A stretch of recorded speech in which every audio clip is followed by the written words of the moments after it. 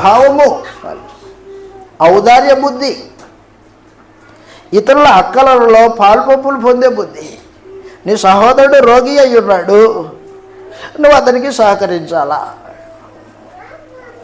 నీ సహోదరుడు ఆనాటికి భోజనం లేకున్నాడు, నీ భోజనం పెట్టాలా. సత్క్రియ. ఇబ్బందుల్లో ఉన్నాడు, నువ్వు సహాయం చేయాలా. అయ్యా నాకే ఇబ్బంది కదా ఉంది కదండి. నీకు ఇబ్బంది అన్నమాట వాస్తవమే, కానీ దానికంటే ఎక్కువగా నీ సహోదరుని ప్రేమించడానికి నీ కార్యక్రమం ఉండాలా.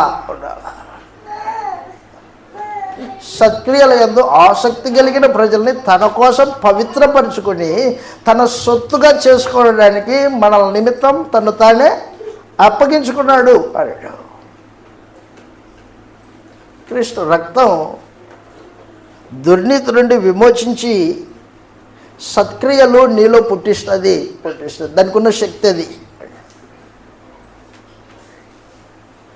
యేసు ప్రభు రెండోసారి ప్రత్యక్షమైనప్పుడు గొర్రెల్ని మేకల్ని వేరుపరిచినప్పుడు అంటాడంట, కుడివైపున ఉన్న వారిని చూసి, నా తండ్రి చేత ఆశీర్వదింపబడిన వారులారా రండి, లోకం పుట్టింది మొదలుకొని మీ కొరకు సిద్ధపరిచిన నిత్య రాజ్యమును స్వతంత్రించుకోండి.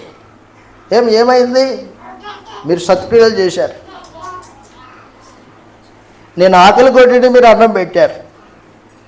నేను వస్త్రహీనుడై ఉంటిని, వస్త్రాలు ఇచ్చారు. నేను దప్పికొట్టిని, నా దాహం తీర్చారు. నేను ఖైదీలో బందికాణాలో ఉంటిని, మీరు నన్ను ఆదరించడానికి వచ్చారు. అయ్యా నువ్వెప్పుడు ఉంటివండి? నువ్వెప్పుడు? ఈ నా సహోదరులలో అల్పుడైన వానికి ఒకనికి మీరు అలా చేశారు కాబట్టి నాకు చేసినట్టే. అది సత్క్రియ.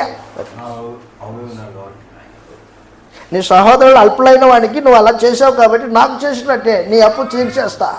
ఎప్పుడు? నిత్య రాజ్యంలో. అది సమాచారం. కాబట్టి క్రీస్తు ప్రభు రక్తము దుర్నీతి నుండి విమోచించి సత్క్రియలు నీలో పుట్టించడానికి ఆ రక్తం పనిచేస్తుంది.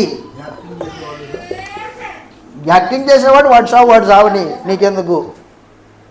క్రీస్తు ప్రభు పేరట నువ్వు చేసావు కాబట్టి నీకు ధన్యత. యాక్టింగ్ చేసేవాడు వాడు చేస్తాడు. నువ్వు వాడి యాక్టింగ్ ఏంటో వాడి నిజస్థితి ఏంటో తెలియక చేసావు కాబట్టి. ఎవరి పేరట చేసావు? నువ్వు క్రీస్తు ప్రభు పేరట చేసావు కాబట్టి క్రీస్తు ప్రభు పేరట చేయబడింది. ఆయన అప్పు ఉంచుకోడు. నా పేరు చేసావు కదా నాయన, నీకు ఇచ్చేస్తా, 100 రెట్లు ఇస్తా అని చెప్పేసాడు. కాబట్టి క్రీస్తు ప్రభు రక్తము దుర్నీతి